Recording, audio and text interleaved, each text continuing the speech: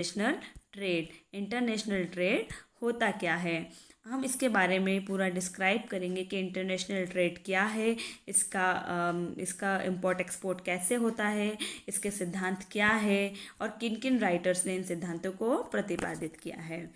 हम पढ़ते हैं अब इंटरनेशनल ट्रेड कि इंटरनेशनल ट्रेड क्या होता है।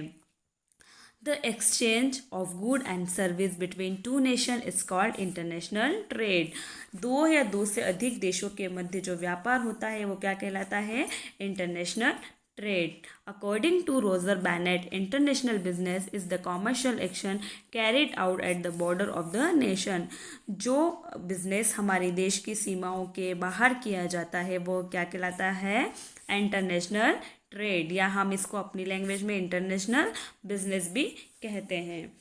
Business has two components, first होता है इंपोर्ट एंड सेकंड होता है एक्सपोर्ट। इंपोर्ट मतलब जिस चीज़ की हमारे देश में ज़रूरत होती है वो हम विदेशों से हमारे देश में मंगवाते हैं या ख़रीदते हैं तो वो क्या कहलाता है, इंपोर्ट। और जो चीज़ें को हम विदेशों में बेचते हैं वह कहलाता है एक्सपोर्ट। अब हम आगे पढ़ते हैं कि ट्रेड के टाइप्स क्या होते हैं और उनको वो क्या क्या होते हैं, उनकी ट्रेड में उनका क्या क्या काम होता है। तो फर्स्ट होता है there are two types of business. यहाँ पर कितने प्रकार के बिजनेस है, टू टाइप्स के। फर्स्ट होता है विजुअल ट्रेड और दूसरा होता है इनविजिबल ट्रेड। विजुअल ट्रेड मतलब होता है दृश्य व्यापार और इनविजिबल मतलब होता है अदृश्य व्यापार। अदृश्य व्यापार का मतलब होता है जिसे हम देख और छू सकते हैं, वह क्या कहलाता है, विजुअल ट्रेड। और इनविजिबल ट्रेड मतलब जिसे हम देख और छू नहीं सकते हैं, जैसे कि ट्रेड ऑफ सर्विस। अब हम आगे बढ़ते हैं कि इस इंटरनेशनल बिजनेस का एरिया क्या है। इंटरनेशनल बिजनेस के एरिया में सबसे पहले आता है इम्पोर्टेंट एक्सपोर्ट ऑफ गुड्स। मतलब हम इंटरनेशनल बिजनेस में सबसे पहला काम क्या करते हैं, इम्पोर्ट और एक्सपोर्ट ऑफ गुड्स मतलब वस्तुओं का आयात और निर्यात करते हैं। मतलब जिन चीज़ों की हमारे देश में ज़रूरत होती है हम उन्हें मंगवाते हैं और विदेशों में जिन चीज़ों की ज़रूरत होती है वो हम उन्हें भेजते हैं। बट सबसे पहला इसके अंदर एक पॉइंट याद रखने जैसा है, आयात और निर्यात सिर्फ मूर्त वस्तुओं को ही माना जाता है, अमूर्त वस्तुओं का आयात और निर्यात नहीं माना जाता है। अब सेकेंड होता है सर्विस इम्पोर्ट एंड एक्सपोर्ट। मतलब हम सेवाओं का आयात और निर्यात। इंटरनेशनल स्तर पर जो सेवाएं जैसे कि पर्यटन, यात्रा, भोजनालय, विश्राम, मनोरंजन, परिवहन, जो हम ये चीज़ें जो करते हैं जैसे बैंकिंग, बीमा, ये सब भी किस में आती है, सेवाओं में आती है। तो सेवाओं का इम्पोर्ट और एक्सपोर्ट करना। फिर होता है लाइसेंस एंड फ्रेंचाइजी। लाइसेंस मतलब होता है कि किसी दूसरे देश में वहीं के व्यवसाय को कुछ फीस के बदले आपको ट्रेडमार्क, पेटेंट, कॉपीराइट आदि वस्तुओं का विक्रय करने के लिए की अनुमति दे दी जाती है, तो वो कहलाता है लाइसेंस। और फ्रेंचाइजी का मतलब होता है कि जैसे विदेशों में किसी वस्तु का उत्पादन हो रहा है और वहाँ का ही वो मैन्युफैक्चर है, जैसे डोमिनोज अमेरिका की एक कंपनी द्वारा बनाया गया है और उसकी अलग अलग शाखाएं अलग अलग देशों में बनी हुई है। तो उन शाखाओं को खोलने के लिए उनको अमेरिका के हेड ऑफिस की अनुमति लेना ज़रूरी होता है।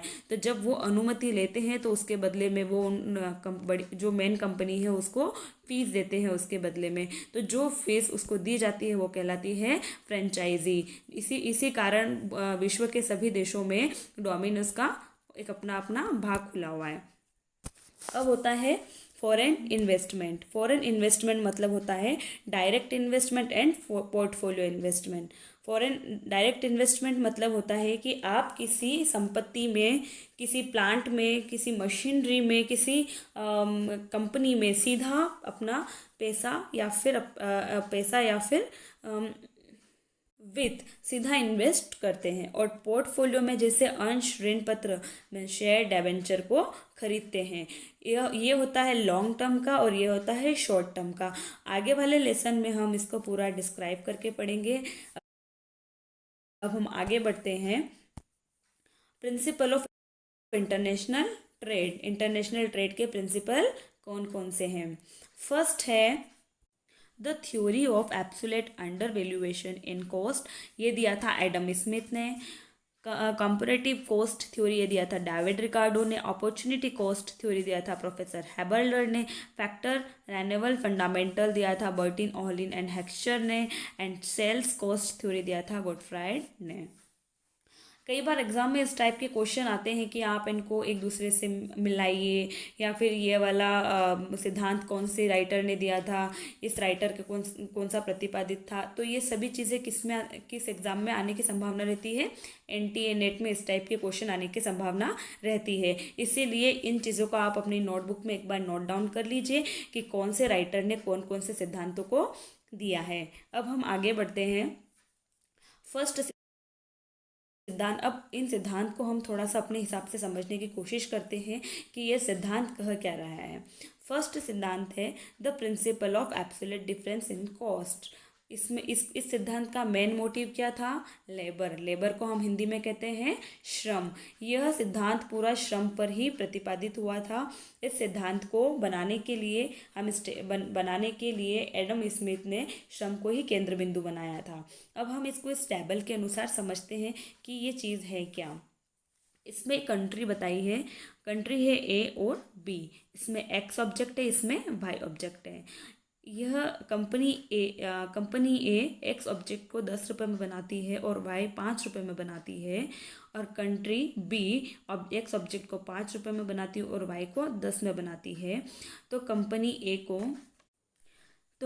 ए को एक्स ऑब्जेक्ट बनाने में 5 रुपये का एक्स्ट्रा प्रॉफिट होगा, और कंपनी बी को वाई ऑब्जेक्ट बनाने में 5 रुपये का एक्स्ट्रा प्रॉफिट होगा। इसीलिए कंपनी ए ज़्यादा फोकस करेगी एक्स ऑब्जेक्ट पर और कंपनी बी फोकस करेगी वाई ऑब्जेक्ट पर।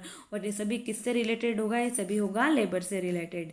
अब हम आगे बढ़ते हैं। कंपैरेटिव कॉस्ट थ्योरी, ये जोग्राफिकल डिवीजन ऑफ लेबर, यह लेबर का उत्पादन की लागतों पर आधारित होगी। ये लेबर का भौगोलिक विभाजन करेगा। इस टेबल से हम समझते हैं country India and country China, cost of 1 unit of clothing 90 and 100, cost of 1 unit of alcohol 18 and 120।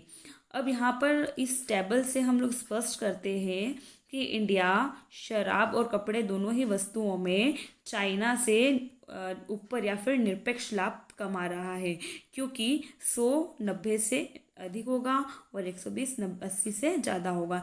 इसीलिए इंडिया शराब का उत्पादन करेगा और चाइना कपड़ों का, और एक दूसरे को इंपोर्ट और एक्सपोर्ट कर देगा।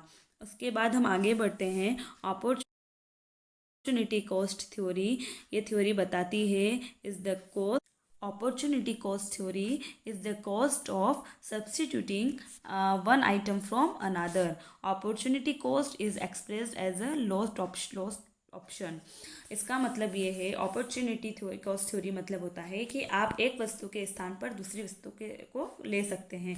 जैसे आपने चाय का उत्पादन कर रहे हैं, परंतु चाय हमें महंगी पड़ रही है या हमें ख़रीदने में महंगी पड़ रही है, तो हम लोग कॉफ़ी को ख़रीद कर पी सकते हैं। इसी प्रकार बिजनेस में भी ये चीज़ होती है कि यदि आपको एक चीज़ महंगी लग रही है या महंगी मैन्युफैक्चर हो रही है, तो आप उसके स्थान पर दूसरी वस्तु भी बना सकते हैं।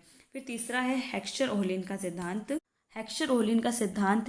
It is based on 2 model like 2 countries 2 goods. इसमें 2 देश और 2 मॉडल को इसने अपने सिद्धांत के अंदर लगाया है, जिसमें 2 देश होने चाहिए और 2 गुड्स जैसे कैपिटल एंड लेबर, ये दोनों उसमें इंक्लूड होना चाहिए। ये सिद्धांत किसका है, हेक्सचर-ओहलिन का। बोथ कंट्रीज है फ्री ऑफ रेस्ट्रिक्शन ट्रेड, दोनों कंट्री में फ्री ऑफ रेस्ट्रिक्शन ट्रेड होना चाहिए। इस लेसन में इतना ही। अब हम आगे वाले लेसन में पढ़ेंगे कि गवर्नमेंट का इंटरनेशनल ट्रेड में क्या इंटरफेरेंस है, और हम लोग ग्लोबलाइजेशन को and tariff and GATT tariff को भी आगे हम पढ़ेंगे। Thank you.